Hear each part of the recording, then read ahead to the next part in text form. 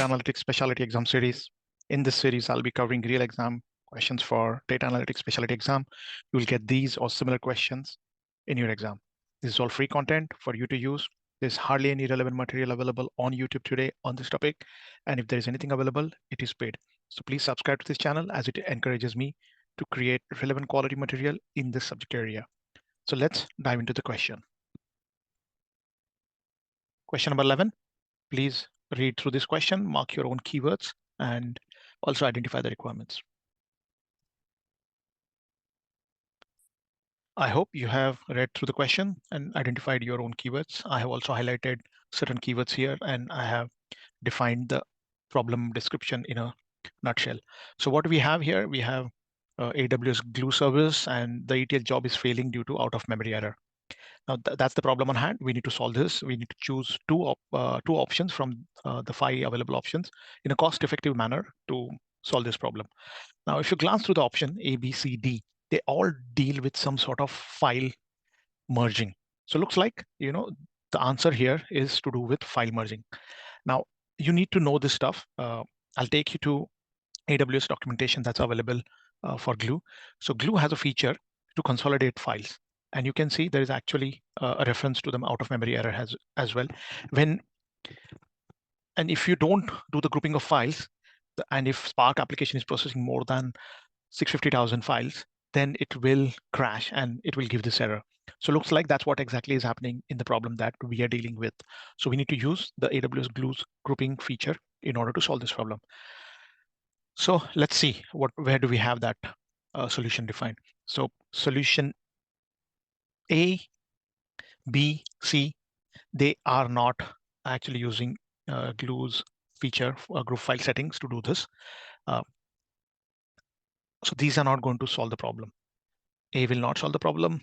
It's to do with S3 folder. No, that's not the solution. Use of Lambda function may work, but it has additional cost, and always, use that is given by AWS as a built-in feature, and keep the number of services to minimum. That's the key to do an efficient to provide an efficient solution with minimum cost. The option C, it's using EMR. It's going to be super expensive. This solution may work, may not work, I don't know, but just on the cost basis, I'm going to remove it. And we have the best solution available, which AWS provides as part of Glue, which is group file settings. And this is the solution that we need in terms of grouping of files. So that's just one part of the answer. We also need another one, and we only are left with last option, which is option E, which is about updating the buffer size and updating the buffer interval. Now, what does this do? When you update the buffer size to a higher value and interval to a higher value, it will allow the files to be larger. So your number of files are going to be reduced and allowing better processing, and you will not get out of memory error. So that's our solution, option D and option E. Use of group files, as well as update the buffer size to 128 megabytes and buffer interval to 900 seconds. I'll also show you the documentation around the second part, which we just looked at. So this is the documentation around buffer interval and the buffer size, which I'll put the link for this particular documentation in the video description for quick reference. But if you read through this, the frequency of data delivery to Amazon S3 is determined by the buffer size and buffer interval value. So basically, you can control this to then control the size of the files, and then essentially number of files that you are processing, and thus controlling the out of heap memory error. So this was option. That's everything on question number 11. Let's move into the next question, question 12. Please read through this question and mark your own keywords. I hope you have read through the question, mark your own keywords. All right, so what are we dealing with here?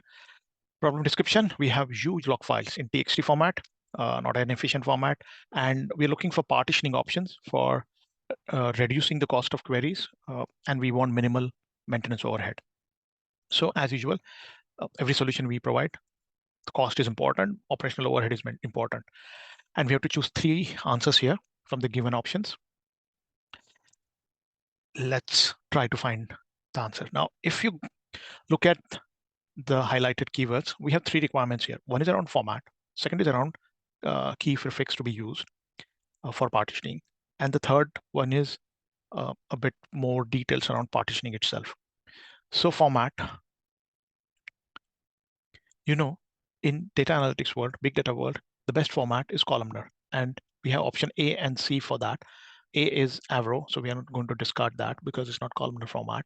And C is Parquet format. Parquet format is best for big data queries. It's columnar, it's highly optimum, it gives best performance. So between A and C, which is for the format, we choose option C. The next one is around key prefix. We can see option B and option D, they deal with key prefix. Now, there's no logic here. We have to basically choose what's the right format, and option B is the right syntax for partitioning the data in S3 objects, whereas D is incorrect. So we go for B in that case. Now we are left with option E and F, which is to do with deal with partitioning by clause. Now, both are similar, except for option E is running alter table command, and option F is running MSCK repair table statement. Now, you have to know this fact, and I'll show you the AWS documentation around this particular topic as well. So option E is wrong. You don't use alter table at wrong partition. We use MSCK repair table statement. So that's the answer. That's the final answer. So the combination of answer we have is for the three requirement we looked at is B, C, and F. And I will show you for the last bit that we looked at partitioning of data in Athena. So this is how you partition, and you can see the reference to MSCK repair table command, which works only with Hive style partition. So you use MSCK repair table command and not alt table command. And hence the answer we chose was option F, the last as a last requirement. That's it. Question number 12. Let's move on to the next question. Question number 13. Please pause the video and mark your own keywords.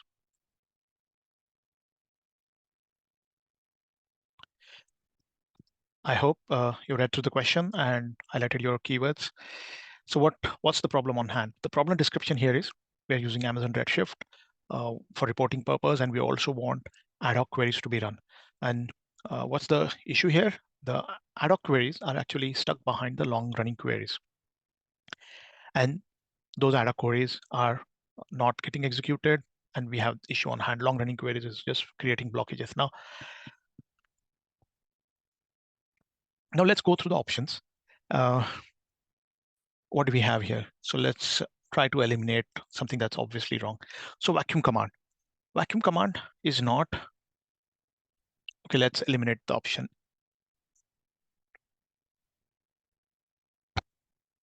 So let's go through the options.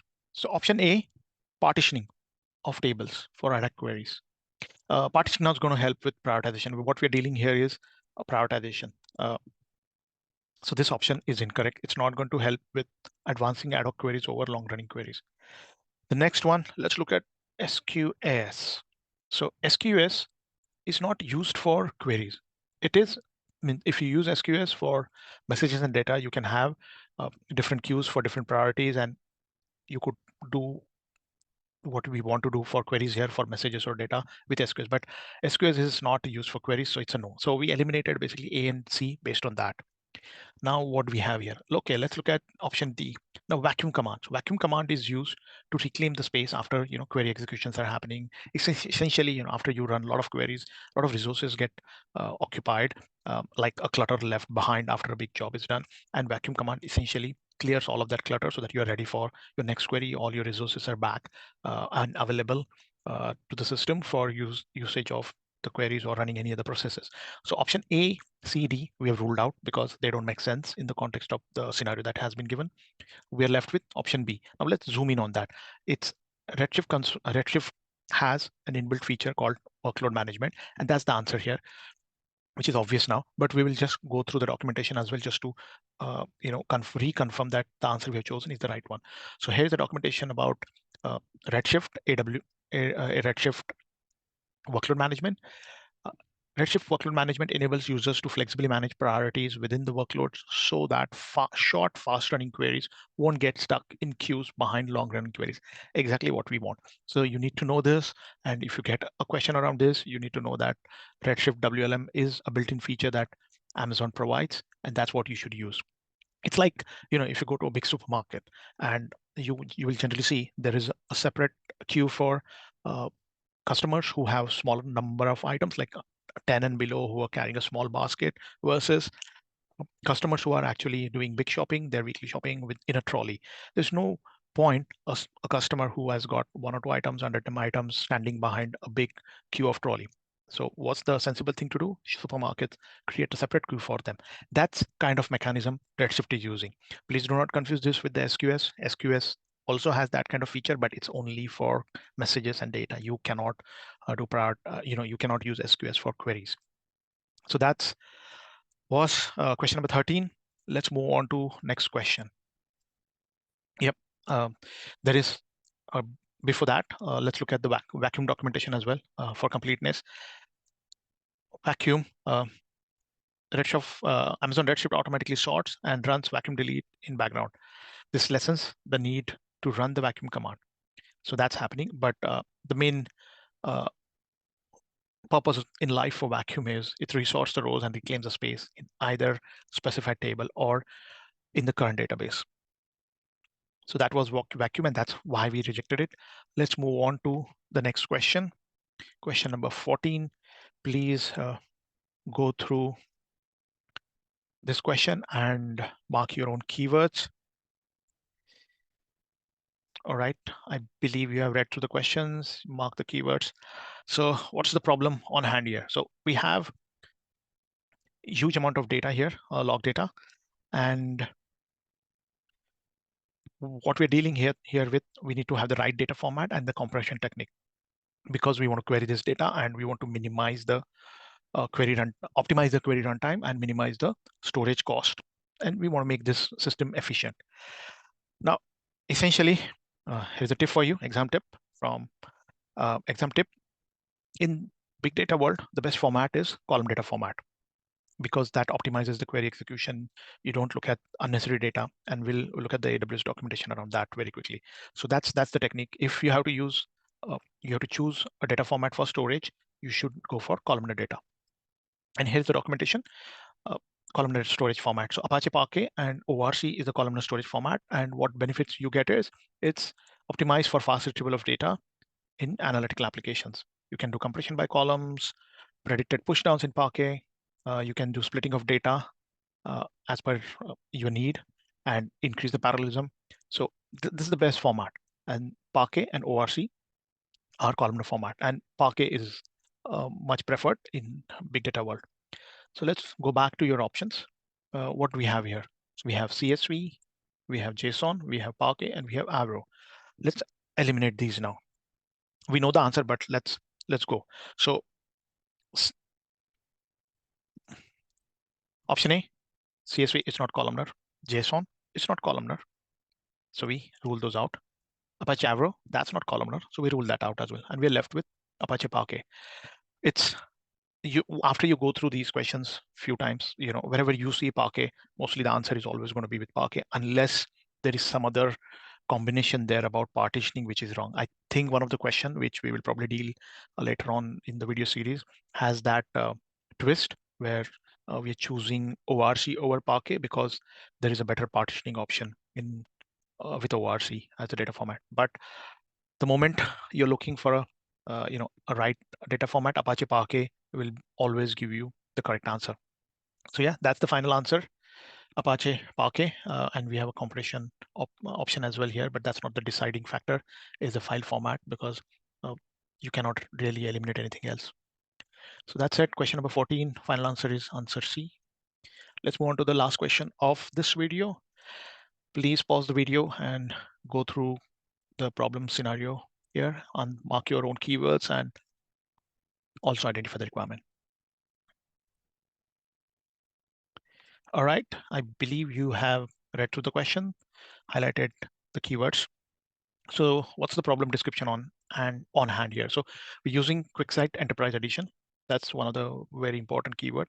And the problem on hand here is for QuickSight dashboards, we want to simplify the permission assignment. There are thousands of users, and if you're assigning permissions to individual users, it becomes a laborious task. So we want to minimize the maintenance over operational over, simplify permission management. I will take you to a bit of feature that is available with QuickSight Enterprise Edition, and that's around folders. So let's look at that. That's the exemptive for this. You should note this down. So Amazon QuickSight Enterprise Edition, this is not available in the standard edition. It is only available in Enterprise Edition. That's the key. If that keyword was not there, you couldn't have used this option. So Amazon QuickSight Enterprise Edition allows creation of folders, and you can organize those folders in a hierarchical structure and then use the folder structure to assign the permissions to relevant users. Now that's the answer here. This feature is amazing if you are dealing with thousands of users who are from business, from marketing, from outside your developer community. You want to make sure that permission management is simplified. So let's go through the options. So if you see option C and D, they have nothing to do with the feature that we just looked at. They're not mentioning anything about folders, so that's a quick no. And then we are left with option A and B. Both option A and B uses dashboards. What's the difference? Option A is using individual user permissions assignment, whereas option B is using group permissions assignment. What is the objective? We need to simplify the permission management. So if you are doing it at individual user level, obviously it's going to be complicated. It will involve more effort. Whereas if you're doing it at a group level, you will basically get simplified the whole process and you get the best outcome. So that's it. Answer B is the best answer from the available options. You organize it using the folders feature, and then you are using group permissions, and net result you're getting simplified permission management. That's the final answer, answer B. That was the last question in the video. Just reiterating exam tip for you. Yeah, that brings us to the end of episode 3 of AWS Data Analytics Specialty Real Exam Questions. Please subscribe to this channel. This exam is very tough and there's not much of material available in public domain for this. I'll make sure that I produce quality content over the next few weeks. And if you want to be posted with updates from me and get notified with every time I post a video around this series, please subscribe to this. And I'll be soon seeing you on episode 4 of this series with the next installment. So please stay tuned and thanks for watching.